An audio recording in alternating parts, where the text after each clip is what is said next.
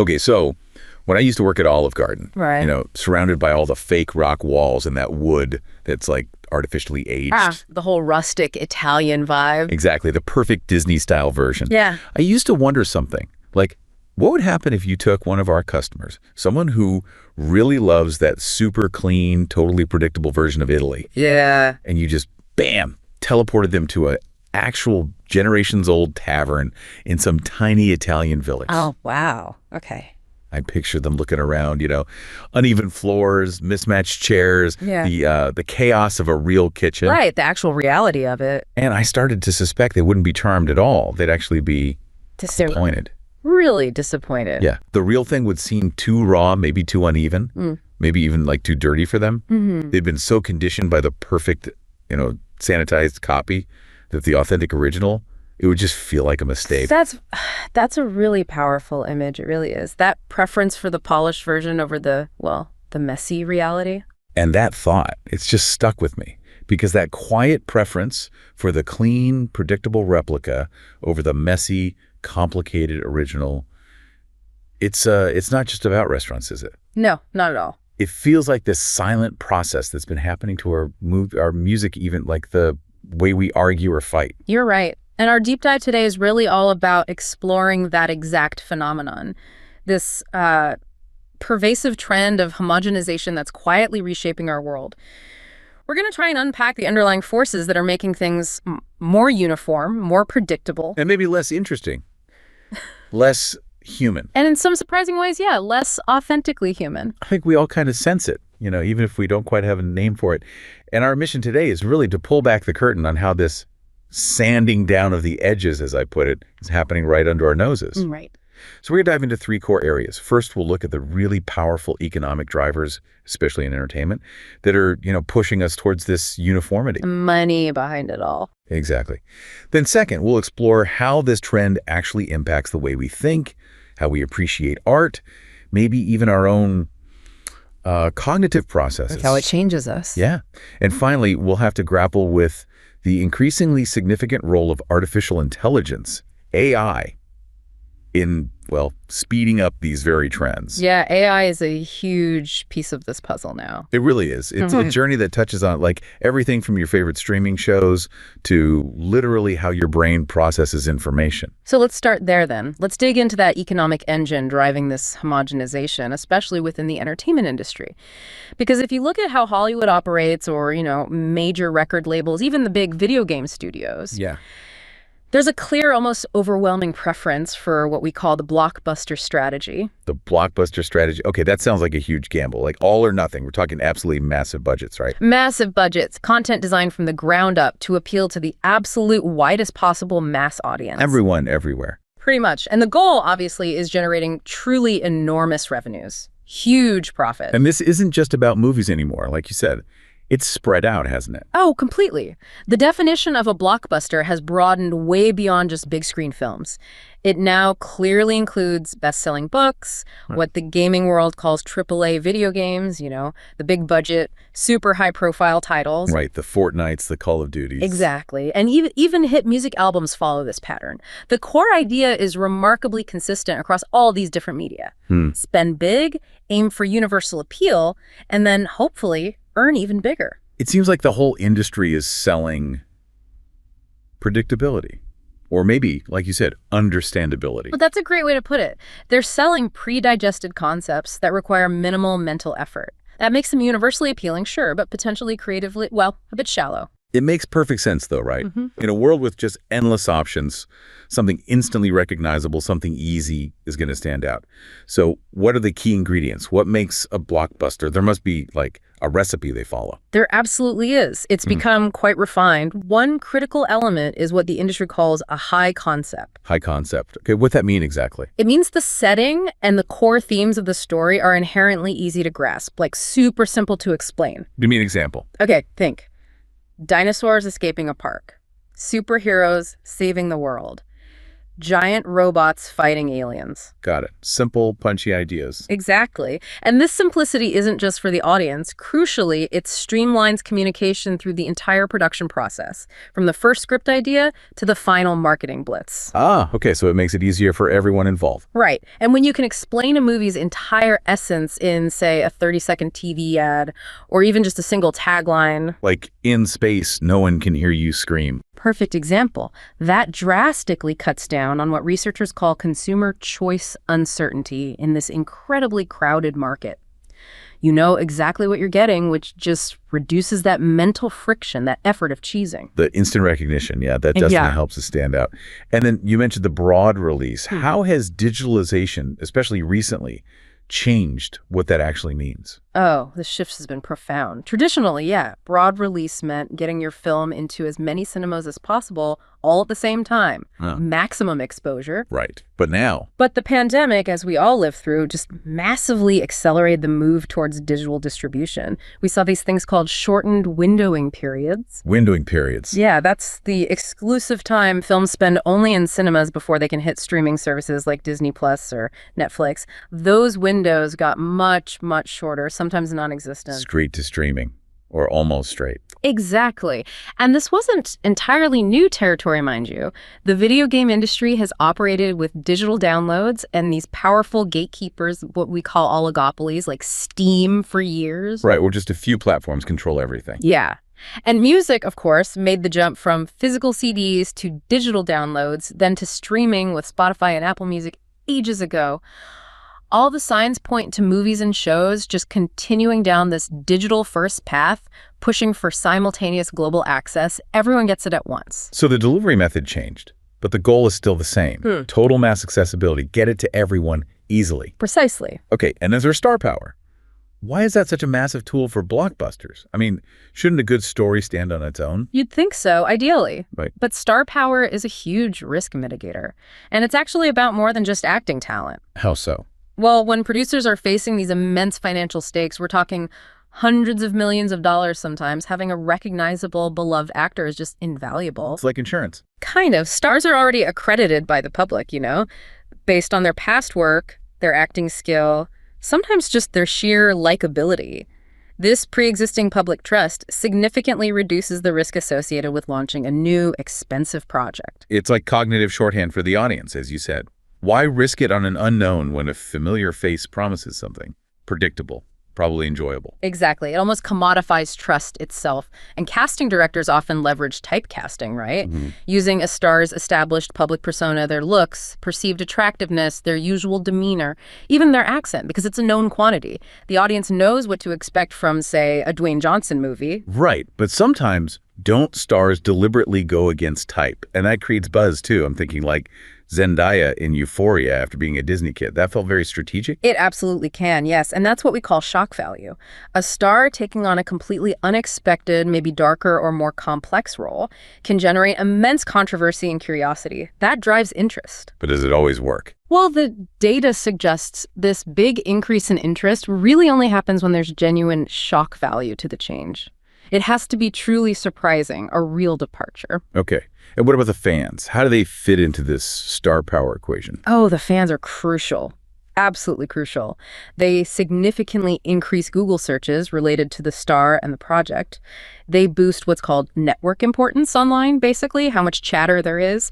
And they are major drivers in social media marketing, creating that essential pre-release excitement. That buzz.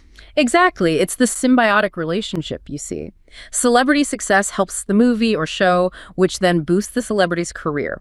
And this has led to a fierce war for talents in the industry. Driving up salaries and budgets even more. Precisely. Inflating those blockbuster budgets even further. But crucially, the data consistently shows it's a cost that's generally worth it, because these stars come with a built-in audience and a proven track record of generating hype and attention. It really does sound like a self-fulfilling prophecy, in a way. You spend more on stars and marketing, you're more likely to succeed, which then justifies spending even more next time. That's a big part of the dynamic, yes. Okay, so what about intellectual property, or IP? It feels like almost everything these days is based on existing comics or books or old movies rather than completely original ideas. That's absolutely become the norm. It's almost a given now that few movies get made that do not already have an intellectual property attached to them. It really feels that way. And if you just look at the list of the top grossing opening weekends of all time, it's just a parade of familiar names, right? Avengers, Endgame, Infinity War, all the Star Wars sequels, Jurassic World, the Lion King remake, Harry Potter, Beauty and the Beast. The list is just exhausting. Yeah, it's all stuff we already know. And these aren't just simple one-off adaptations anymore. They've evolved into these complex franchises that exist in a shared universe. Like the Marvel Cinematic Universe. Exactly. Or even, as Disney is exploring now, a multiverse. Right, the multiverse. So it's not just one story world. It's potentially infinite variations. Precisely. This shared universe concept, or now the multiverse, is incredibly powerful. A shared universe has common ground rules, a consistent reality, but allows for varied individual stories, often by different creators. The multiverse concept takes it even further. How so? Well, the multiverse, like we're seeing with Marvel and DC, allows multiple alternate realities and different versions of characters to coexist. This lets them tell even more stories, bring back old actors, explore what-ifs, all without breaking the established rules of any single universe. Which makes it harder for the audience to get tired of it all. Exactly. It makes public satiation much harder to achieve because there's always another variant, another timeline, something new-ish to explore within that familiar framework. Wow. And how do they keep people invested across so many movies or shows? That's where the most lucrative form of a franchise comes in. It's all about those overlapping individual character stories, the subtle cameos, the direct links between installments.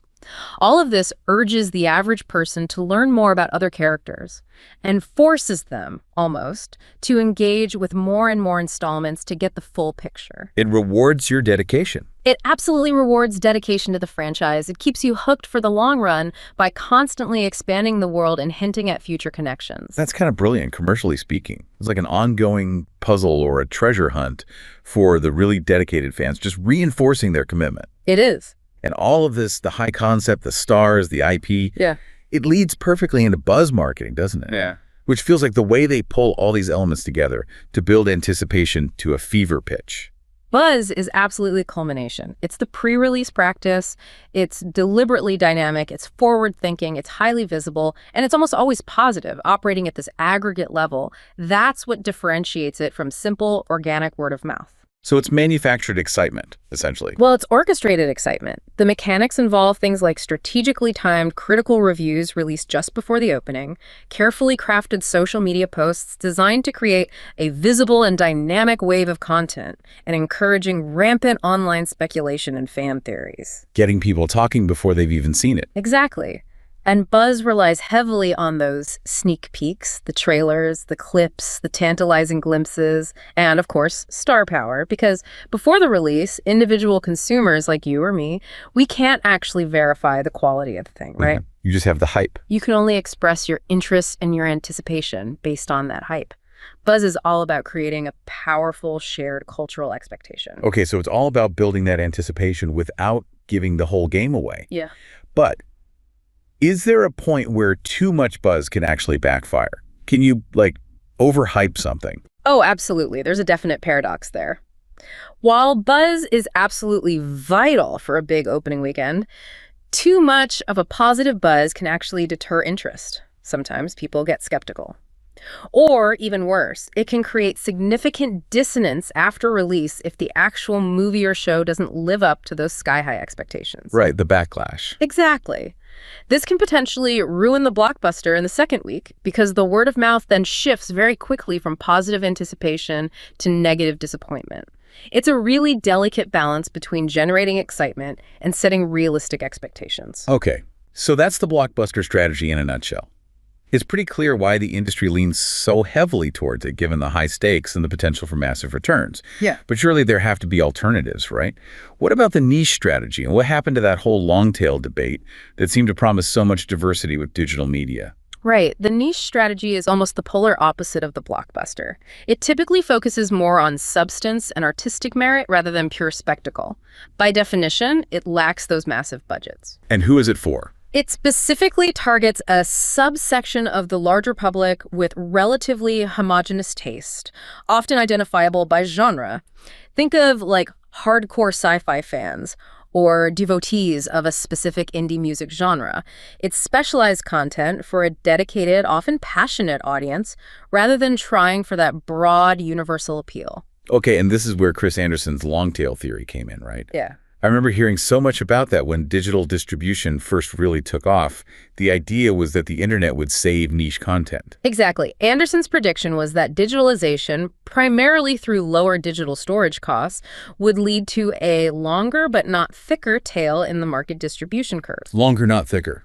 Meaning a vastly greater number and availability of niche products would become viable online because digital storage costs are basically negligible compared to the physical shelf space needed in traditional stores like Blockbuster Video or a record store. This, in theory, would democratize access and shift revenue away from the few big blockbusters at the head of the curve, creating a more diverse, equitable market where obscure tastes could finally thrive economically. It sounded great. Like the internet would lead to this renaissance of diversity.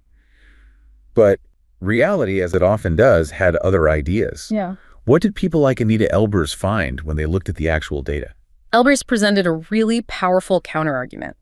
She basically asserted that despite the undeniable increase in the availability of niche content online, most sales would still reflect a blockbuster or superstar-heavy revenue curve. So the hits still dominated, even with infinite choice. Pretty much. And the data from platforms like Amazon for books and Spotify or Apple Music for music largely supported her argument.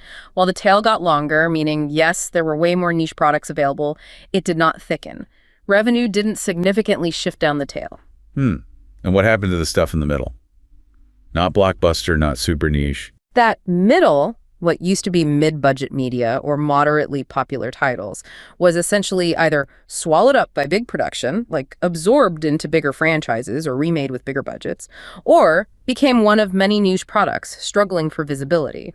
It indicated that the market for that middle ground was surprisingly limited and often became indistinguishable from the truly niche stuff in terms of audience size and revenue.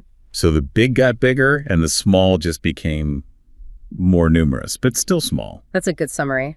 The underlying insight here seems to be that while technology made everything available, it didn't fundamentally change basic human psychology. We still tend to gravitate towards what's popular, what's being talked about, what's easily discoverable. So we got more choice, but maybe we got overwhelmed, and most of us just defaulted back to the big hits because it's simply easier. That seems to be a major factor. Which brings us to how digitalization, beyond just storage costs, really impacts these market dynamics today. Let's talk about networks, because that feels like a huge part of how content spreads now. Yeah, networks seem critical. They're absolutely crucial. They don't just bind customers to a particular platform or service, they also serve as a primary internet marketing tool. We can kind of break them down into a few different types. Okay. First, you have integrated networks. This is where the networking aspect is absolutely central to actually enjoying the media itself. Think of massive multiplayer online games, MMOs, like World of Warcraft or Fortnite. Right, you need other people to play. Exactly. The game literally doesn't function, or certainly isn't enjoyable, without lots of other people playing it at the same time. These types of media heavily benefit titles that are already at the extremes of popularity, either super popular, drawing in huge communities, or sometimes super niche, catering to a very specific tight-knit player base that needs that network effect to survive. So popularity breeds more popularity because the experience itself relies on having a big crowd. Makes sense. What's the next kind of network? Then you have what we might call complementary networks. These are social features that get integrated into platforms but aren't essential to the core experience. Like Spotify used to have that green room feature for live audio discussions, or Disney Plus has its group watch feature. Oh yeah, where you can watch the same thing with friends remotely. Right. The social features here aren't integral to enjoying the movie or song itself. You can totally watch or listen alone. But they become a significant factor in your platform choice and how sticky that platform is, how likely you are to keep using it. And how do blockbusters benefit here? Well, blockbusters benefit immensely because their universal appeal makes them the ideal choice for group viewing or discussion. If you're trying to get a bunch of friends together for a remote movie night, you're far more likely to agree on the latest big Marvel movie on Disney Plus than some obscure art house film available only on a smaller, less social platform, right? Yeah, finding something everyone wants to watch is hard enough. Exactly. It just makes that shared experience much easier. Okay. And then there's the biggest network of all, seemingly. Social media itself. That's where the real conversation about content happens, isn't it? That brings us to the third type, commentary networks. This is basically social media platforms like Twitter or X, Instagram, TikTok, Facebook, Reddit. This is arguably the most impactful form of network in this context. It acts as this massive, dynamic vessel for thoughts and comments. It's the global water cooler. Pretty much. It's the primary channel for both that organic word of mouth and the carefully orchestrated buzz we talked about. It allows opinions and reactions, especially about large-scale cultural objects like blockbusters, to just blow up and create these huge spillover and bubble effects much more easily than ever before. Yeah, one viral tweet or TikTok can change everything. Dramatically. A single viral post can amplify a film's reach or sometimes damage it in a way traditional advertising just simply cannot match anymore. So social media marketing, SMM, it must still be massively important for blockbusters, even though the landscape keeps changing. And I imagine it's gotten way more expensive. Oh, it's evolved significantly. And yes, it has become increasingly expensive compared to the early days when you could get really targeted reach with posts and keywords relatively cheaply. Right. But blockbusters still benefit immensely from what researchers call the fandom space, those incredibly active, dedicated online communities, and also from the perceived closeness to celebrities that informal social media platforms seem to offer. Fans feel connected. And does the speed of social media help or hurt? Buzz seems so fleeting now. That's interesting. The relatively short lifespan of the buzz is actually kind of boosted by the rapid-fire, ephemeral nature of platforms like Instagram stories or Twitter feeds. You need that constant stream of new content, new reactions, new memes to maintain engagement and keep the thing relevant. So it feeds the beast. But what about niche products? How do they compete in this space? That's where it's a profound struggle. Niche products often just lack the budget to garner interest and generate that initial buzz through paid SMM. And while truly unbiased organic word of mouth is highly valued and can eventually be powerful, It takes time. it takes time to build organically, and by the time a niche product might finally gain some momentum through genuine word of mouth, it could already be considered irrelevant or old news in the incredibly fast-paced digital landscape. The window of opportunity is just much smaller. Okay, so the networks and social media amplify the big stuff. And then when you've got this absolute ocean of content out there, you mentioned 82 million songs on Spotify, countless films and shows, you need something to help you navigate it all. Which brings us to recommender systems, the algorithms. How do they play into this whole homogenization trend? Recommender systems, or RS, yeah, they're absolutely necessary now. You simply cannot manually sift through that much content. I mean, over 82 million tracks on Spotify alone. The numbers for video are just as staggering. These systems act as essential information filtering software. They sort it out for us. Basically. There are two main types you usually encounter. One is collaborative filtering. This works by comparing your tastes, what you've watched, liked, listened to, with the tastes of other users who seem to have similar preferences. Like people who like this also like that. Exactly that. The other main type is content-based systems. These work by tagging the content itself with various characteristics, genre, actors, director, themes, mood, instrumentation, and then comparing those tags to your own viewing or listening history and stated preferences. Okay. And how do these systems, collaborative or content-based, influence what we actually end up consuming, especially thinking about blockbusters versus niche stuff? Well, collaborative filtering, the people like you liked this approach, is inherently easily swayed by popularity. By its very nature, it tends to push what's already trending and being widely consumed by lots of people. If millions are watching it, it's more likely to get recommended to others. So it reinforces popularity loops. It does. Now, content-based systems are, in theory, more focused on your individual taste, but they still operate within predefined categories and tags, and they can inadvertently narrow your discovery if you're not actively making an effort to seek things outside your usual comfort zone. The algorithm learns what you like and keeps feeding you similar things. The filter bubble effect. Exactly. So the key takeaway here is that the RS, almost by its very design, tends to benefit the blockbuster. Why? Because with the sheer volume of options available, consumers face what economists call consequent opportunity costs. Opportunity costs, meaning? Meaning the mental and emotional costs, the time and effort spent just deciding what to watch or listen to when there are just too many choices. It's exhausting. Decision fatigue. Yeah. Yeah, I feel that after scrolling Netflix for 20 minutes. Precisely. So if you're tired after a long day, the system is basically designed to make it easier for you to just pick something popular, something familiar, something predictable. rather than spend energy exploring something new that might be great but might also be disappointing. The algorithm reduces your mental load by serving up the easy, popular choice. Which is usually the blockbuster or the big hit. Usually. Research shows that people experiencing higher levels of fatigue correlate strongly with a desire for reduced decision-making. This inherently benefits the blockbuster as the simpler, safer, more predictable choice, which is often the one most prominently recommended by the system. But what about people who do like weird niche stuff? Don't they break this pattern? Well, it's true that there are definitely customers with extremely niche taste who might not rely heavily on the main RS algorithms. They might actively seek out specific things, follow certain curators, and they don't mind putting in the effort. They don't mind those high opportunity costs for their unique searches. They'll dig deep to find exactly what they want. So they help the long tail, right? You'd think so, but not as much as you might expect. Research suggests these fickle customers, as they're sometimes called, don't actually significantly aid the long tail in terms of overall market dynamics or revenue distribution. Their consumption is often so dispersed, so specific, it doesn't contribute meaningfully to making those niche products broadly viable or visible. The system, fundamentally, is optimized for the average, slightly overwhelmed consumer. Wow. So basically, the entire digital ecosystem, the networks, the social media dynamics, the recommender systems, it's all sort of engineered, intentionally or not, in a way that inherently favors the blockbuster strategy. It creates this kind of positive feedback loop for popular content. That really seems to be the undeniable conclusion, yes. Digitalization and all the tools that come with it heavily favor the blockbuster strategy. They reinforce that heavily skewed revenue curve with a long, thin tail that Elbers described. So producers stick with what works. Producers are better equipped, financially and strategically, with the blockbuster approach to minimize their risk and maximize potential return.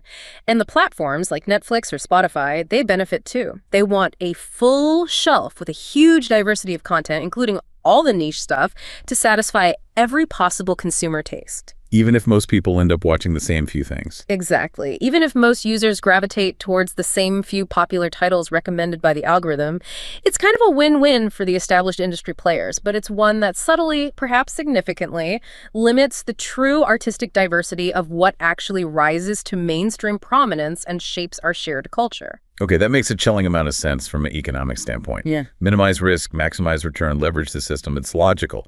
But if what we consume is being so deliberately shaped by these huge economic forces, what does that actually do to us as an audience? What are the long-term cognitive effects, the cultural implications of all this homogenization? Does it change our ability to think critically or even just appreciate something truly original?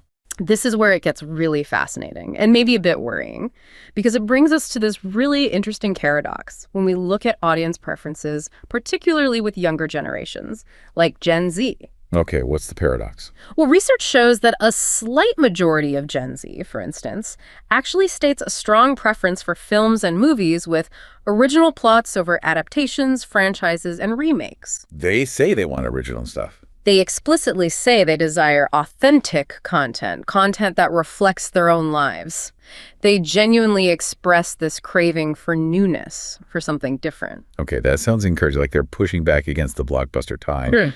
But is that what they're actually consuming? Are their viewing habits matching what they say they want? Not entirely, and that's precisely where the paradox lies. Despite this stated desire for originality, Gen Z continues to enjoy comfort television shows, and that includes shows wildly popular with older generations like The Office or Friends. Wow, still. Okay. Still huge on streaming. They also consume contemporary shows featuring characters their own age, naturally, like Young Sheldon or the phenomenon that is Stranger Things, along with really long-running network dramas like Grey's Anatomy. So, familiar stuff that feels safe. It's almost like a cultural security blanket, isn't it? I mean, I know for me sometimes, after a really tough day, the absolute last thing I want is some challenging, experimental, new indie film. I just want to rewatch, Parks and Rec for the 10th time because it feels good. Yeah, me too. And Stranger Things is such a perfect example of that tension, isn't it? It's wildly popular, huge hit, but its entire appeal, its whole aesthetic, its marketing, it's completely wrapped up in this overt, loving nostalgia for the 1980s. Absolutely. It's technically new content, but it feels comfortably old. You've hit it exactly. Yeah. Research highlights that nostalgia is a major feature of youth culture in the 2010s and 2020s. And it's not just nostalgia for the distant past like the 80s either. We see this phenomenon called nostalgia. Nostalgia. Yeah, like nostalgia for Y2K fashion, those chunky sneakers, the low-rise jeans, the tracksuits are all back. And platforms like TikTok are actively driving this new nostalgia economy, constantly resurfacing trends, sounds, and aesthetics from just a few years ago, making them feel retro already. Wow, nostalgia cycles are getting faster. Incredibly fast. And all this suggests a really deep cultural comfort in the familiar, even if it's just a sanitized copy or a replica of something recent, rather than seeking out entirely novel experiences. It really is the Olive Garden effect, but applied to cultural consumption. We say we crave the idea of something new and authentic, but often we actually prefer the familiar, pre-digested, comfortable version. And speaking of TikTok, you mentioned Book Talk earlier as well. Is that community fostering a love for complex original narratives?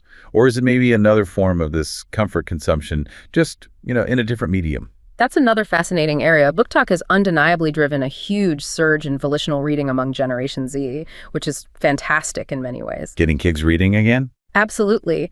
But what's particularly interesting is their noted preference for print books over electronic ones, and also their strong enjoyment of formats like comic books, manga, and graphic novels. Things that are often serialized, maybe easier to digest visually. That seems to be part of it.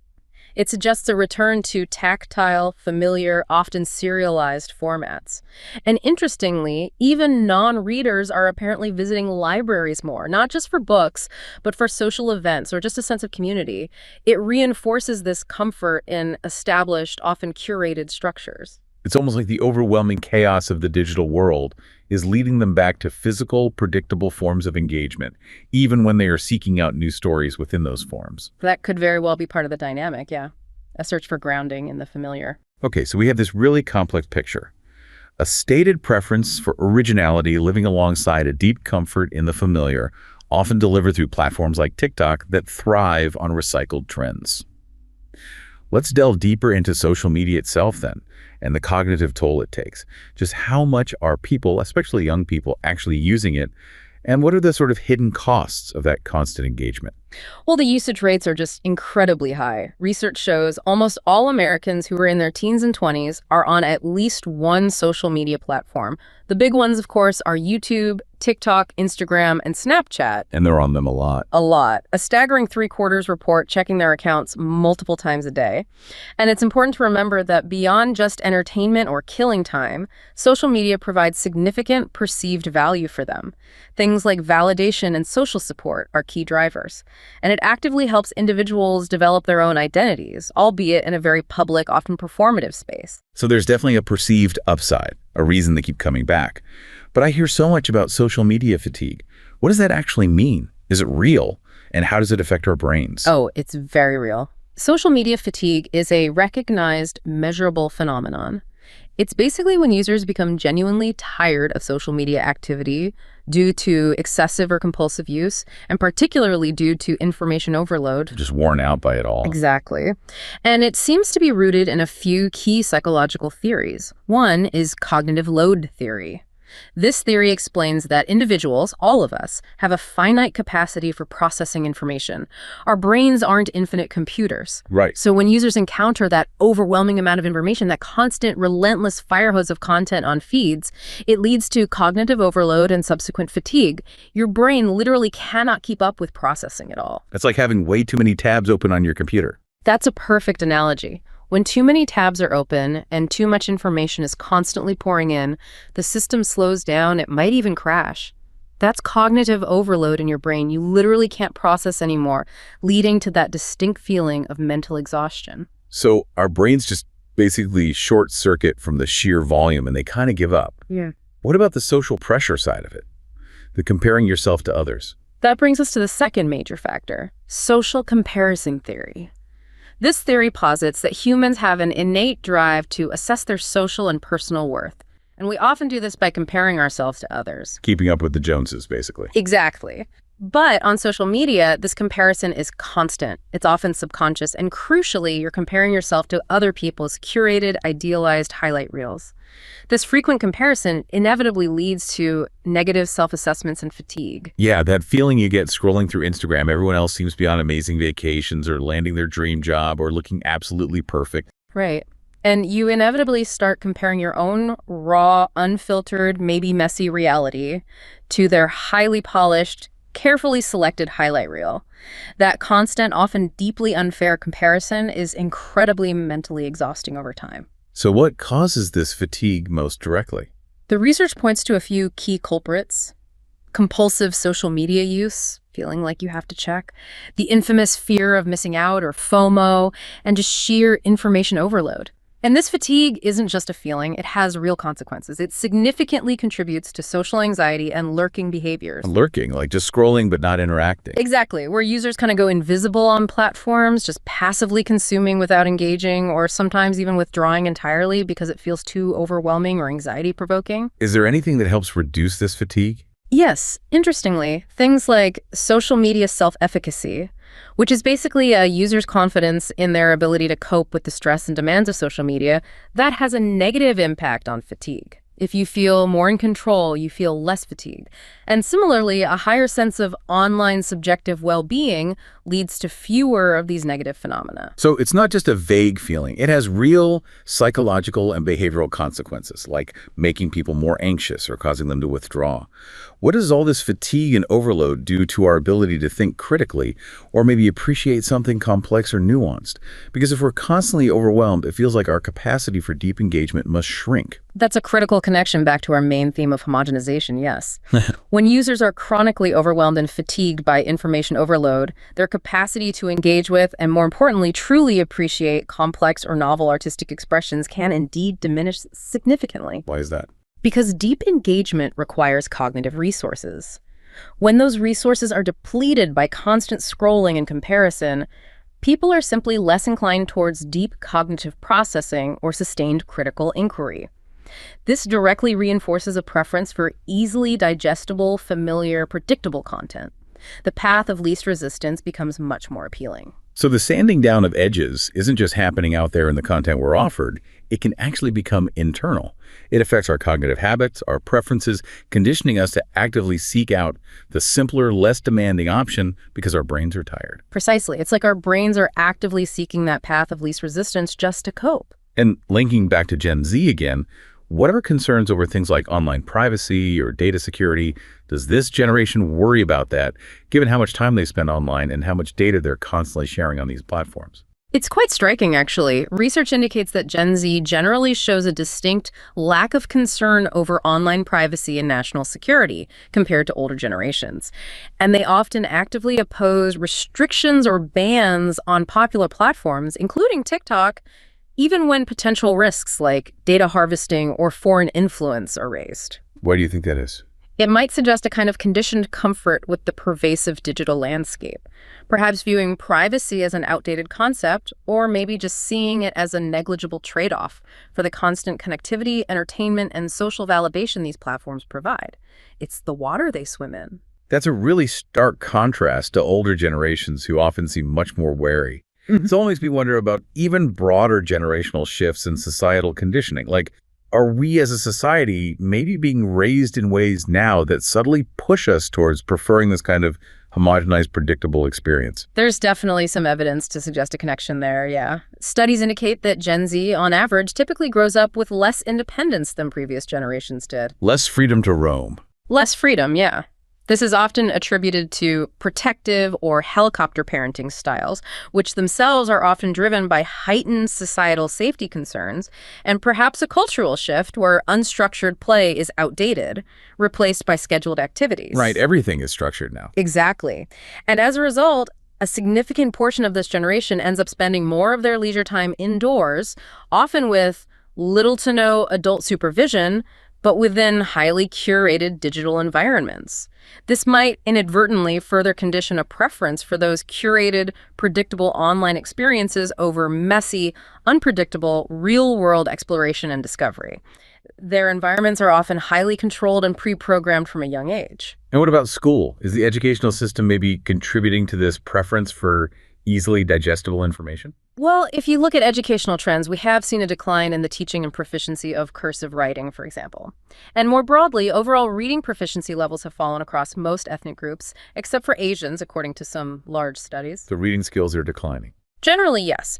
And while STEM subjects, science, tech, engineering, math, are increasingly popular and important, overall academic performance on standardized tests like the SAT or the NEEP assessments has actually fallen across the board in recent years.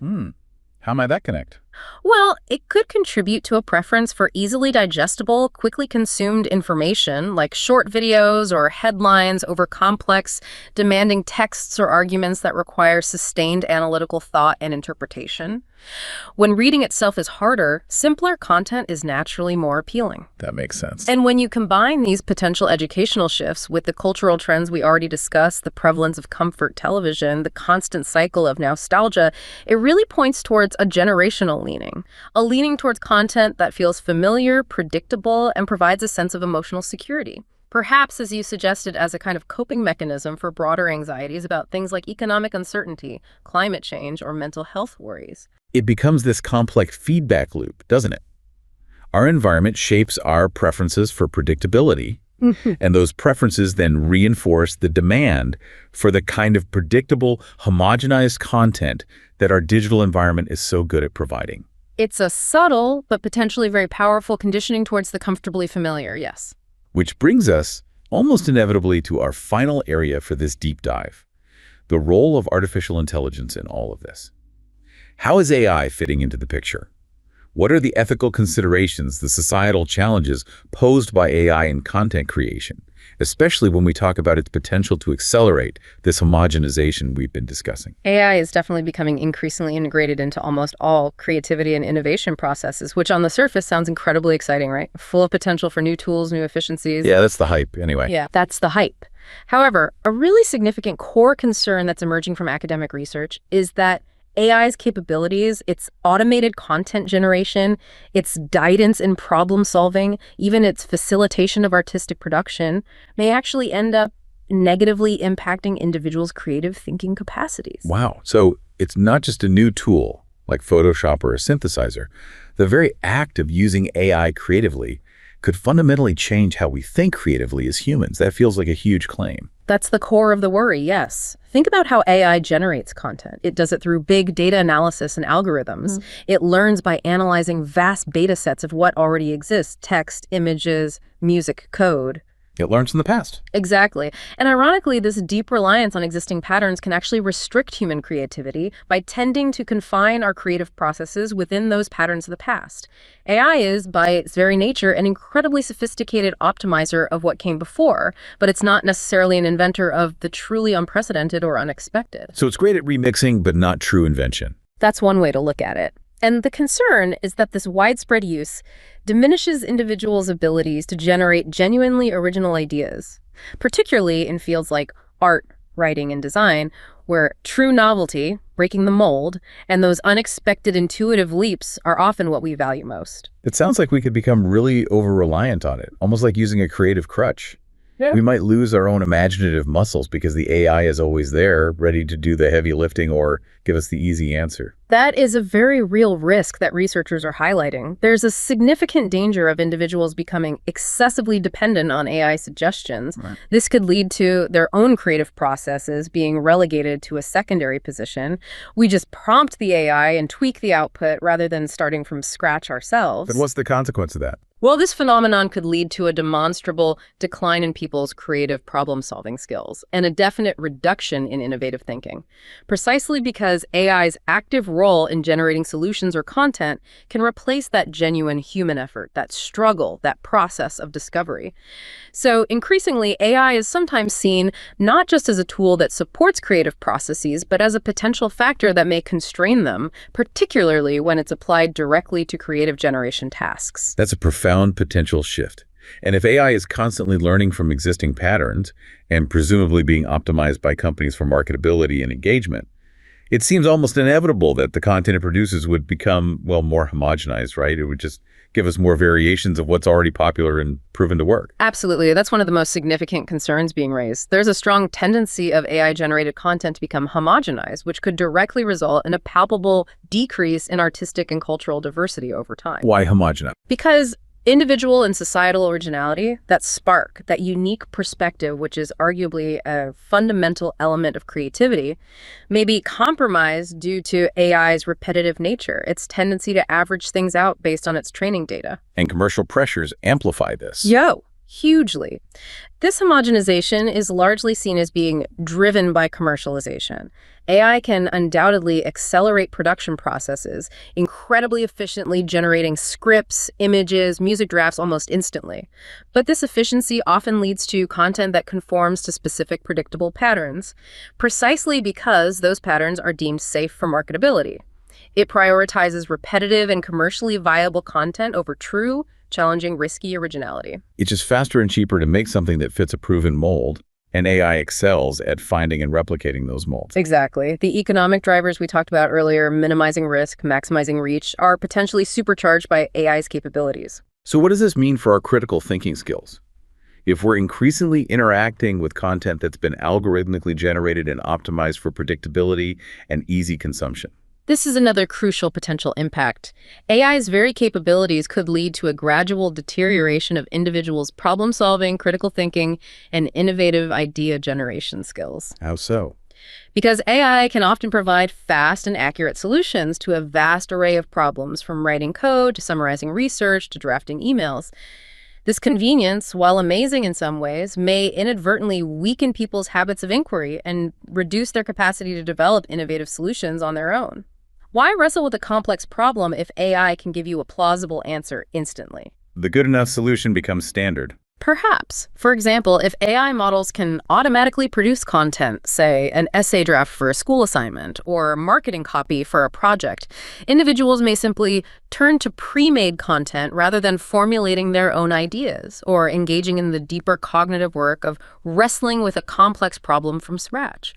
It's the ultimate shortcut, potentially, but what's the long-term cost to our own intellectual muscles? So when you bring all these AI threads together, the potential impact on originality, the risk of dependency, the push towards homogenization, the possible erosion of critical thinking, what are the broader ethical and societal challenges we need to be thinking about here beyond just the impact on individual creativity? Oh, the broader issues are significant and really far-reaching. They touch on massive questions around employment, for starters. What happens to human artists, writers, designers, musicians, coders, if AI can generate compelling content faster and often much cheaper? The displacement question. Yeah, right.